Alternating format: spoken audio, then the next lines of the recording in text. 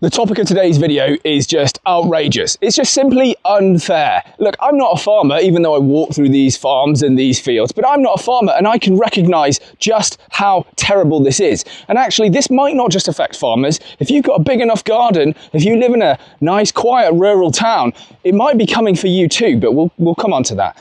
Look, I don't know what's going on in the Labour Party at the moment, but it seems like they either really intensely dislike farmers or they've got it in their heads that farmers are just ultra wealthy and actually we can fix all of the country's problems if we just keep squeezing and attacking farmers.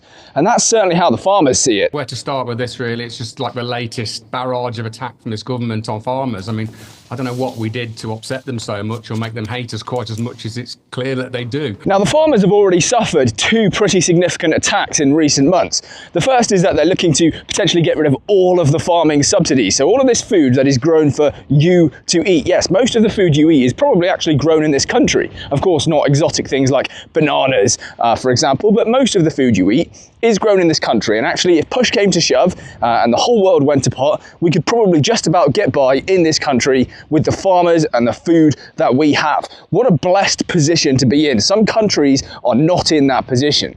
Now, the second thing that's happened, of course, is the inheritance tax raids, saddling farmers whose, yes, their land is worth a lot of money, but the amount that they make on this is usually 0.5% to 1% of the value of the land per year. And yet the government wants to saddle them, as you probably already know, and you've seen this in the news, with huge inheritance tax bills that they obviously cannot pay off. They simply can't do it. And so they will be forced to sell their land, pay capital gains tax as well, so the government collects even more of it, and we lose that farming and that food security. It's just really, really terrible. But I've got to say, this next attack that the Labour Party has unleashed on farmers is, I think, just so evil and just terrible. It's really horrible. Let's get into it. So what exactly is this new attack on farmers really all about? Well, it comes down to something called compulsory purchase orders. And you may or may not have heard of these before. If you were paying attention to the King's speech when Labour took power 8 or so months ago, then actually you would have seen reform of compulsory purchase orders mentioned in that speech. But people didn't really understand exactly what we were talking about at the time. Now, a compulsory purchase order, if you don't know, is basically an order that forces you to sell something to the council or the government. So if you have a plot of land or even your own home, say you've lived in your home for 40 years but the council wants it for some reason, they can issue you a compulsory purchase order, send some money to you and say you no longer own this house, please leave.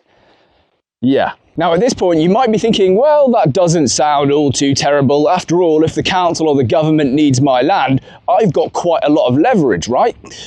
Wrong, because actually you have no leverage in this situation. Under the new rules, the council will just pay you whatever they deem to be the agricultural value of the land. Even if your land is actually going to have an entire housing estate built on it, you won't get paid for the potential of that land. So they can just come in, take it, and there is absolutely nothing you can do about it. Do you get a say in the price? Absolutely not. Sorry, comrade, this is communist Britain.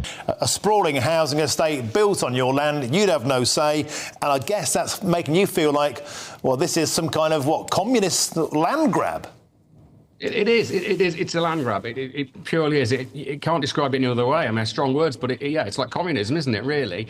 And as we discussed over the inheritance tax thing, regardless of value, we don't see land as money. You know, a lot of farmers would not sell their farm no matter how much you offered it from them. They are custodians of that land. They don't see it as their property. It was passed to them and they intend to pass it to their children to continue to farm and produce quality British food. So a lot of farmers just don't see it like that. So, there's a choice though. Some farmers, if offered of money, might want to, but that should be our choice. That shouldn't be imposed upon us by government in that dictatorial or communist type way, basically, to do that. And do people really want to see the countryside kind of concreted over? The green belt, which a lot of my land is in, around those urban fringes, it serves that purpose to protect the amenity value of the houses that are existingly there. If you're not outraged by this, I'm about to put the icing on the cake for you, because you see, you have just made a sale.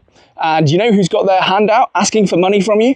the tax man, of course. You've now got to pay capital gains tax for selling something that you did not even want to sell in the first place. By definition, you were compelled to sell this land. Now, if you're a 70-year-old farmer who is hoping to pass this land down to your children so that they can keep working on it, well, unfortunately, say you bought this land 40 years ago, right? You've now got a pretty hefty capital gains tax bill to pay to the government.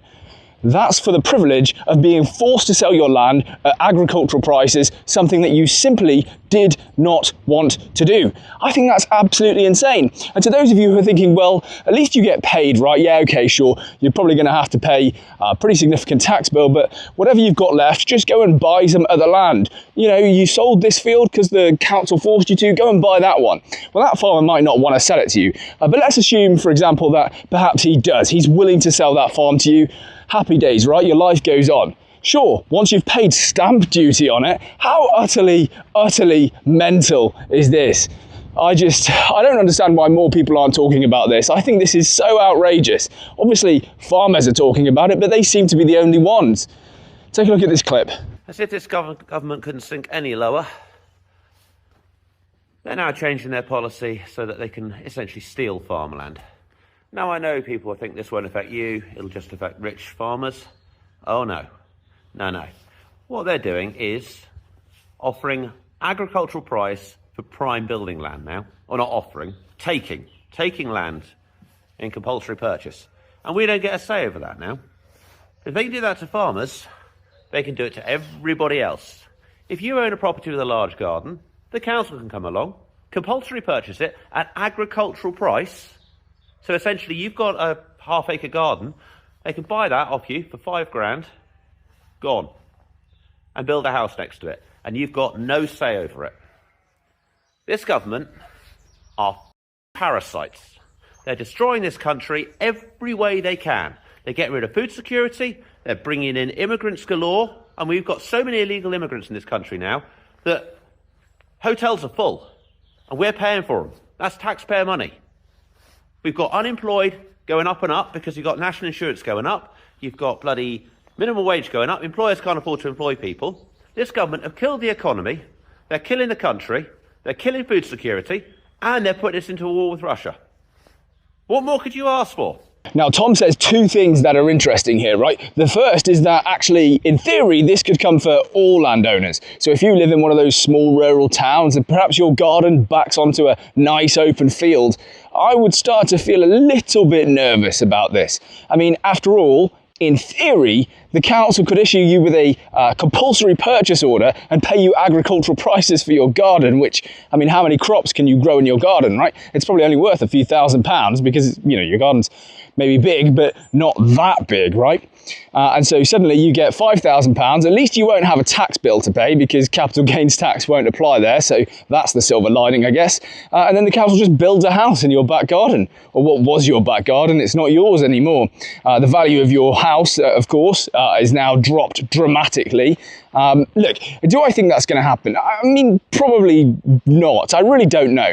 You've got to remember, right, that building new houses is always going to be easier where there's the existing infrastructure, where there's the power lines, the telephone lines, the sewage, things like that. So, yeah, of course, expanding towns, particularly if you live on the periphery of a town with a large garden, you know, expanding and putting a house there is going to be way more convenient than finding an entirely new plot of land and then doing all of the groundwork for that. But do I think it's going to happen? I think the English people would lose their minds if this started happening. So maybe. I don't know, I'm a little bit sceptical of that. The second thing that Tom mentioned, which I thought was really interesting, was migrants and migration. And actually, that's what it all comes down to. You see, in our heads, when we think of a compulsory purchase order being made so that the government can build the M6 or HS2, I'm kind of sort of supportive of it. I kind of get it, right? That's massive infrastructure that can help the country. But why is this happening now? Well, they want to build entire new housing estates. And why do we have to do that? Because the population is rising. And why is the population rising? Well, the birth rate in this country is 1.44, which is below the replacement rate. The white British birth rate, just for those who are curious, is 1.04. And white Brits are still the majority of people in this country for at least the next 15 years. So the population should be declining. And if the population is going to decline, then this housing crisis over the next 10 or 15 years, in theory, should resolve itself. So why won't it? Why is the government desperate to build more and more housing? Well, I'll tell you why. It's because they plan to keep bringing massive amounts of immigrants to the country. I'm sorry, but that is literally just the reality. At the moment, we bring somewhere between 1 to 1.5% of the entire population of the country to the UK every year, and that's why we need more housing. I think I saw a statistic that 1 in 27 people living in the UK now arrived in the last 2 years. That is the rate of change. That is the rate of migration into this country. And that's why they're so desperate to build as much housing as possible. They're not building it for the future of the English, Irish, Welsh or Scottish because, you know, we're having babies at below the replacement rate.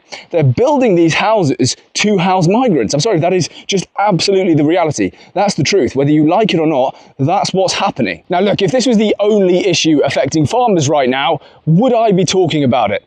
Maybe, maybe not. It would still be grossly unfair, but I don't know if I'd be making a video about it. But you've got to remember, this isn't the only issue affecting farmers right now. Far from it. Because like I mentioned at the start of the video, Labour's just suspended all farming subsidies. And there's two possible reasons that I can see that this might be taking place. The first is to bully them into accepting the new inheritance tax rules, but the second could be to make their farms effectively not economically viable, so that actually they're more willing to corporate takeovers. Bill Gates and BlackRock can swoop in and say, well, looks like your farming business is failing, so I'm going to give you 50 pence on the pound for what your farm was worth 2 years ago, right? I don't know, again, that's sort of conspiracy hat on. You can make of that what you will. I think we've got our priorities a little bit wrong in this country. Look, there are certain people in society that we absolutely rely on. And it doesn't mean we have to worship them, although in some cases we do, right? We know we need doctors and nurses, and so we worship the NHS, almost like it's a religious icon. And that's not to say that we shouldn't respect the NHS. Of course, we absolutely should. But there are a lot of other people in society who we absolutely depend on, and yet people just don't seem to realise it. Farmers is one example. I mean, how long do you think I could survive without a doctor? It's really hard to say, because it could be 1 week, but it could be 5 decades for all I know. But I'll tell you how long I can survive without food. 2, maybe 3 weeks if I'm lucky.